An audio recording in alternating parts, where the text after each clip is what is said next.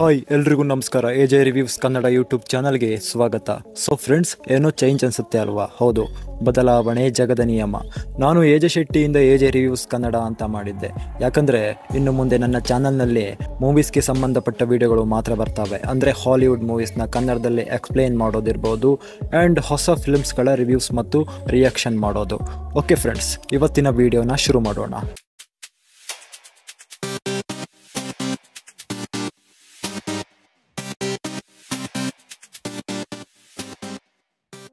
Friends, ನಾನಿವತ್ತು ಹೇಳೋ film ಹೆಸರು ದ ಸ್ಪಿರಿಟ್ ಅಂತ. ಈ ಸಿನಿಮಾ ಎಷ್ಟು ಭಯಾನಕವಾಗಿದೆ ಅಂದರೆ ಎಷ್ಟೋ ದೇಶದಲ್ಲಿ ಈ ಸಿನಿಮಾವನ್ನು ಬ್ಯಾನ್ ಮಾಡಿದ್ದಾರೆ. ಈ ಸಿನಿಮಾ ಎಲ್ಲಿ ಹುಡುಕಿದ್ರೂ ಕೂಡ ನಿಮಗೆ ಸಿಗೋದಿಲ್ಲ. ಓಕೆ, ನೀವೇನಾದರೂ ತುಂಬಾ ಭಯ ಪಡೋರಾದರೆ ಈ ವಿಡಿಯೋನ ಸ್ಕಿಪ್ ಮಾಡಬಹುದು. ಬನ್ನಿ, ದ ಸ್ಪಿರಿಟ್ ಪಾರ್ಟ್ 1 ಶುರು ಮಾಡೋಣ. ಈ ಸಿನಿಮಾದ ಸ್ಟಾರ್ಟಿಂಗ್ನಲ್ಲಿ ಸಮುದ್ರದ ದಡದಲ್ಲಿ ಒಬ್ಬ ನೀರನ್ನು ಕುಡಿತಾ ಇರ್ತಾನೆ. ಸ್ವಲ್ಪ ವಯಸ್ಸಾಗಿರುತ್ತೆ, ತುಂಬಾನೇ ಗಡ್ಡ ಮತ್ತು ಮೀಸೆಯನ್ನ ಬಿಡ್ಕೊಂಡಿರ್ತಾನೆ. ಹಾಗೆ ಮುಂದೆ ನಡ್ಕೊಂಡು ಕಾಡ್ ಕಡೆ ಹೋಗ್ತಾನೆ. ಈ ರಾತ್ರಿಯಲ್ಲಿ ಭಯಾನಕ ಶಬ್ದ ಬೇರೆ. ಎಲ್ಲಿಗೆ ಹೋಗ್ತಾ ಇದ್ದಾನೆ ಅಂತ ಯೋಚನೆ ಮಾಡಿದ್ರೆ ಇವನು ಒಂದು ಪಾಳು ಬಿದ್ದ ಮನೆಗೆ ಹೋಗ್ತಾನೆ. ಹಾಗೆ ನಿಧಾನವಾಗಿ ಬಾಗಿಲು ತೆಗೆದು ಒಳಗಡೆ ಹೋಗ್ತಾನೆ. ಮುಂದೆ ನೋಡಿದ್ರೆ ತುಂಬಾನೇ ಭಯವಾಗುವಂತೆ ಬೆತ್ತಲೆಯಾಗಿ ತುಂಬಾನೇ ಕೂದಲನ್ನ ಬಿಡ್ಕೊಂಡು ಏನೋ ಒಂದು ಪ್ರಾಣಿ ರೀತಿ ಕೂತ್ಕೊಂಡಿರುತ್ತೆ. ಅದೇನ್ ಗೊತ್ತಾ? ಇವನು ಆ ಪ್ರಾಣಿ ಹತ್ರ ಯಾಕೆ ಹೋದ ಗೊತ್ತಾ? ಬನ್ನಿ. ಸೃಷ್ಟಿಯ ಪ್ರಾರಂಭದಲ್ಲಿ ಮಣ್ಣಿನಿಂದ ಮಾಡಿದ ಮನುಷ್ಯ, ಬೆಳಕಿನಿಂದ ಸೃಷ್ಟಿಯಾದ ದೇವತೆಗಳು ಮತ್ತು ಮೂರನೇದು ಬೆಂಕಿಯಿಂದ ಸೃಷ್ಟಿಯಾದಂತಹ ದೆವ್ವ, ಸ್ವ ಇಚ್ಛೆಯಿಂದ ನಿರ್ವಹಣೆ ಆದಂಥ ಮೂರನೇ ಜಾತಿ ಅಂದರೆ ದೆವ್ವ ಸಾವಿರಾರು ವರ್ಷಗಳು ಪ್ರಪಂಚವನ್ನೇ ಆಳ್ತಾವೆ.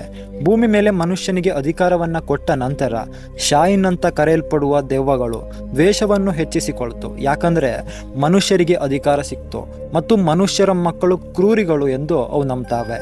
ಸೊ ಇಲ್ಲಿ ಮುಂದ್ಗಡೆ ಇರುವಂತ ದೆವ್ವನೇ ಶಾಯಿನ್. ಫ್ರೆಂಡ್ಸ್, ಇಲ್ಲಿ ಇರೋ ವ್ಯಕ್ತಿ ಹೆಸರು ಜಹಾಂಗೀರ್ ಅಂತ.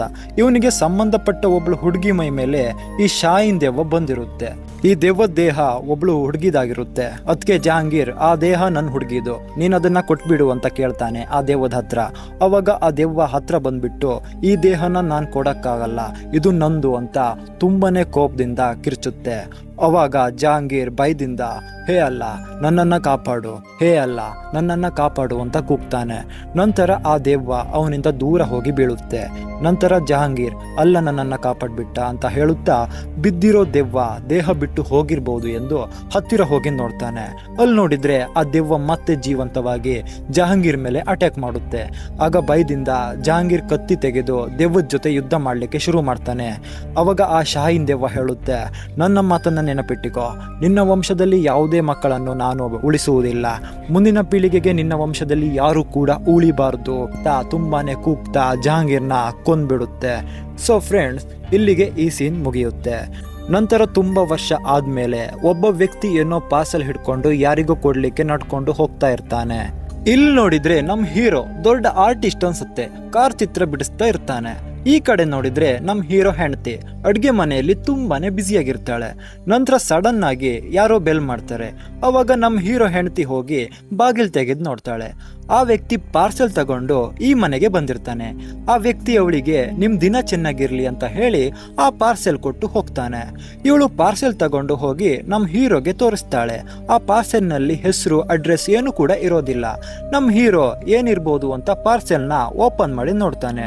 ಅದರಲ್ಲಿ ಹ್ಯಾಪಿ ಬರ್ತ್ಡೇ ಶಾನ್ ಅಂತ ಒಂದು ಕಾರ್ಡ್ ಇರುತ್ತೆ ಮತ್ತು ಒಂದು ವಿಡಿಯೋ ಟೇಪ್ ರಿಕಾರ್ಡ್ ಕೂಡ ಇರುತ್ತೆ. ಇದ್ರ ಬಗ್ಗೆ ಜಾಸ್ತಿ ತಲೆ ಕೆಡ್ಸ್ಕೊಳ್ಳದೆ ಕಿಚನ್ ಕಡೆ ಹೋಗ್ತಾರೆ. ಅಲ್ಲಿ ನೋಡಿದ್ರೆ ಪಕ್ಕದ ಬಿಲ್ಡಿಂಗ್ ನ ಒಂದು ರೂಮ್ ಕಿಟಕಿಯಲ್ಲಿ ಯಾರೋ ನಿಂತಿರೋದು ನಮ್ ಹೀರೋಯಿನ್ ನೋಡ್ತಾಳೆ. ನೋಡೋಕೆ ತುಂಬಾನೇ ಭಯವಾಗುತ್ತೆ. ಅದು 2 ದಿನದಿಂದ ಅಲ್ಲೇ ಇದೆ ಅಂತ ನಮ್ ಹೀರೋ ಹತ್ರ ಹೇಳ್ತಾಳೆ. ನಂತರ ರಾತ್ರಿ 12 ಗಂಟೆ ಆಗಿರ್ಬೋದು. ನಮ್ ಹೀರೋಗೆ ತುಂಬಾನೇ ಕೆಟ್ಟದಾಗಿರೋ ಕನ್ಸು ಬೀಳುತ್ತೆ. ನಂತರ ನಮ್ ಹೀರೋಯಿನ್ ಸಮಾಧಾನ ಮಾಡ್ತಾಳೆ. ಇಲ್ಲಿ ಈ ಕಡೆ ನೋಡಿದ್ರೆ ಯಾರೋ ಒಬ್ಬ ವ್ಯಕ್ತಿ ಬಿಸ್ಮಿಲ್ಲಾಹಿ ರೇಮನ್ ರಹಿ, ಅಲ್ಲ ನಮ್ಮನ್ನ ಕಾಪಾಡ್ತಾನೆ, ಅಲ್ಲ ನಮ್ಮನ್ನ ರಕ್ಷಣೆ ಮಾಡ್ತಾನೆ ಅಂತ ಇರ್ತಾನೆ. ನೋಡೋಕೆ ಸ್ವಲ್ಪ ಹುಚ್ಚನ್ ತರ ಇರ್ತಾನೆ. ನಂತರ ಇವನ್ ಎದುರುಗಡೆ ಯಾರೋ ಬರ್ತಾರೆ. ಅವನ ಹೆಸರು ಗೇಬ್ರಿಯಲ್ ಅಂತ. ಇವನ್ ಬಂದ್ಬಿಟ್ಟು ಗುಟ್ಟಾಗಿ ಏನೋ ಹೇಳ್ತಾನೆ. ಅದಕ್ಕೆ ಇವನು ಥ್ಯಾಂಕ್ ಯು ಗೇಬ್ರಿಯಲ್ ಅಂತ ಹೇಳ್ತಾನೆ. ನಂತರ ಈ ಕಡೆ ನಮ್ಮ ಹೀರೋ ಮತ್ತು ಹೀರೋ ಹೆಂಡತಿ ಜಾರ್ಜ್ ಏನೋ ಮಾತಾಡ್ತಾ ಇರ್ತಾರೆ.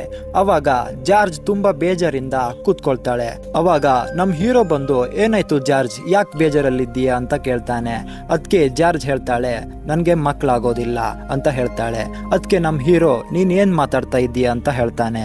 ಮತ್ತೆ ಅಳ್ತಾ ಜಾರ್ಜ್ ನನ್ಗೆ ಮಕ್ಕಳಾಗೋದಿಲ್ಲ ಅಂತ ಕೇಳೋಕೆ ಇಂಪಾಸಿಬಲ್ ಅಂತ ಹೇಳ್ತಾಳೆ. ಅದಕ್ಕೆ ನಮ್ಮ ಹೀರೋ ಫುಲ್ ಟೆನ್ಷನ್ ಇಂದ ನಿನ್ಗೆ ಹೇಗ್ ಗೊತ್ತು ಅಂತ ಕೇಳ್ತಾನೆ.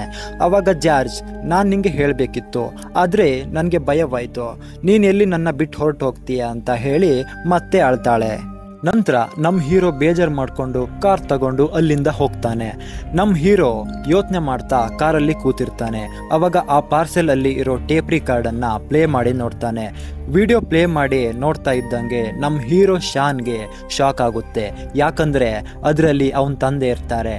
ಇದರಲ್ಲಿ ಅವನ ತಂದೆ ಶಾನ್ ನೀನಿದನ್ನ ಇವಾಗ ನೋಡ್ತಾ ಇದ್ದೀಯಾ ಅಂದ್ರೆ ನಾನು ಸತ್ತು ಹೋಗಿ ತುಂಬಾನೇ ವರ್ಷಗಳು ಕಳೆದು ಹೋಗಿರುತ್ತೆ ಅನ್ಕೋತೀನಿ. ದಯವಿಟ್ಟು ನನ್ನನ್ನ ಕ್ಷಮಿಸು. ನೀನು ನನ್ನ ಹಾಗೆ ತಂದೆ ಇಲ್ದೇನೆ ಬೆಳೆದಿದ್ದೀಯಾ ಮಗನೇ. ನನಗೆ ಹೇಳೋದಕ್ಕೆ ತುಂಬಾ ಸಮಯವೇ ಇಲ್ಲ, ಆದ್ರೆ ನಾನು ಹೇಳೋದನ್ನ ತುಂಬಾ ಹುಷಾರಾಗಿ ಕೇಳಿಸ್ಕೊ.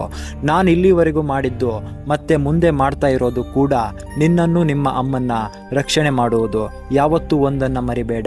ವಿಚಿತ್ರವಾದದ್ದೊಂದು ಖಂಡಿತವಾಗಿಯೂ ನಿನಗೆ ಆಗುತ್ತೆ, ನನಗೆ ಆದ ಹಾಗೆ.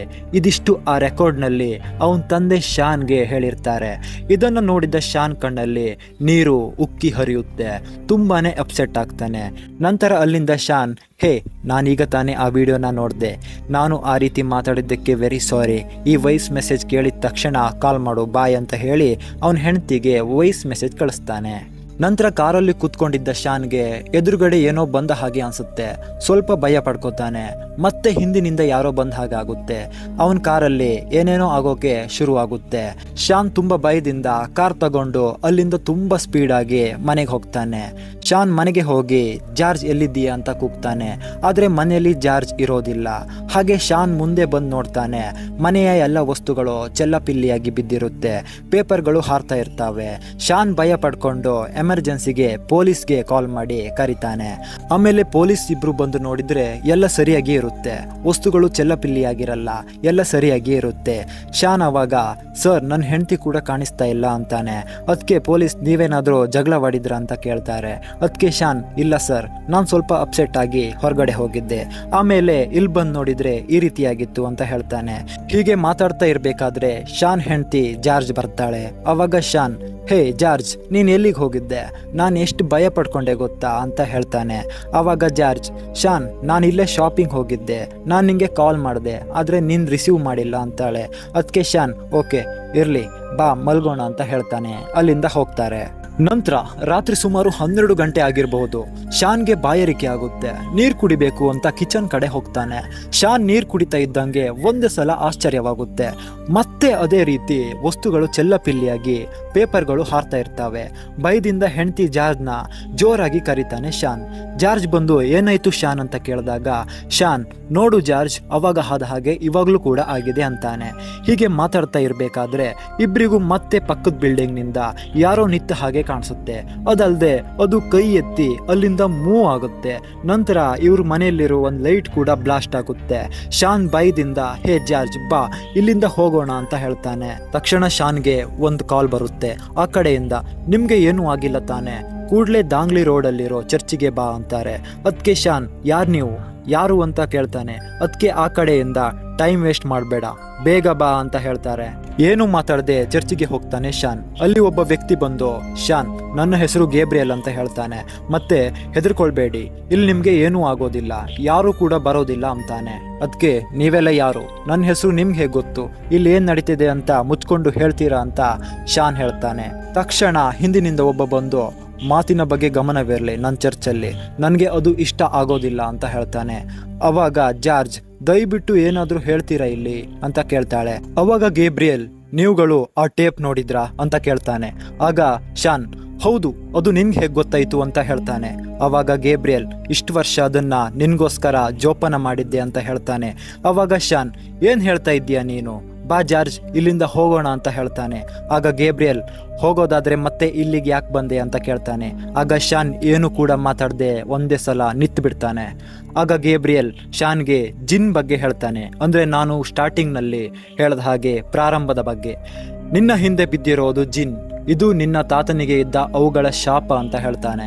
ಇದನ್ನ ಕೇಳಿದ ಶಾನ್ ನಗೋಕೆ ಶುರು ಮಾಡ್ತಾನೆ. ಏನು, ದೆವ್ವನ? ಅದು ತಾತನಿಗಿರೋ ಶಾಪ ಅಂತ ಹೇಳಿ ನಗ್ತಾನೆ. ಅವಾಗ ಚರ್ಚ್ನ ಫಾದರ್ ಹೇಳ್ತಾರೆ, ನಗ್ಬೇಡ, ನನ್ನ ಮಾತು ಕೇಳು, ನಿನಗೆ ತುಂಬ ಅಪಾಯ ಇದೆ, ನೀನು ಚರ್ಚಲ್ಲಿ ಇರೋದೇ ಒಳ್ಳೆಯದು ಅಂತ ಹೇಳ್ತಾನೆ. ಅವಾಗ ಶಾನ್, ನೋ, ನಾನು 1 ಸೆಕೆಂಡು ಇಲ್ಲಿ ಇರಲ್ಲ, ಬಾ ಜಾರ್ಜ್ ಅಂತ ಹೇಳಿ ಅಲ್ಲಿಂದ ಹೋಗ್ತಾನೆ. ಹೀಗೆ ಶಾನ್ ಮತ್ತು ಜಾರ್ಜ್ ಮಾತಾಡ್ತಾ ನಡ್ಕೊಂಡು ಹೋಗ್ತಾ ಇರಬೇಕಾದ್ರೆ ಸಡನ್ ಅಂತ ಜಾರ್ಜ್ ಹಾರಿ ಕಾಡಿಗೆ ಹೋಗ್ತಾಳೆ, ಯಾರೋ ಎಳ್ಕೊಂಡು ಹೋದ ಹಾಗೆ. ಅದಕ್ಕೆ ಶಾನ್ ಜಾರ್ಜ್ ಜಾರ್ಜ್ ಅಂತ ಅವಳು ಹಿಂದೆ ಹೋಗ್ತಾನೆ. ಹೀಗೆ ಜಾರ್ಜ್ನ ಹುಡ್ಕೊಂಡು ಶಾನ್ ಹೋಗ್ತಾ ಇರಬೇಕಾದ್ರೆ ಕಾಲ್ ಜಾರಿ ಬಿದ್ದುಬಿಡ್ತಾನೆ. ಕಾಲ್ ಜಾರಿ ಬಿದ್ದ ಶಾನ್ ಹೇಳ್ತಾನ, ಅವನಿಗೆ ಹೆಂಡತಿ ಜಾರ್ಜ್ ಸಿಗ್ತಾಳ. ಚರ್ಚಲ್ಲಿ ಇರೋ ಗೇಬ್ರಿಯಲ್ ಯಾರೋ, ಎಂಡಲ್ಲಿ ಏನಾಗುತ್ತೆ ಎಲ್ಲವನ್ನ ಪಾರ್ಟ್ 2ನಲ್ಲಿ ಮತ್ತೆ ಸಿಗೋಣ. ಧನ್ಯವಾದಗಳು.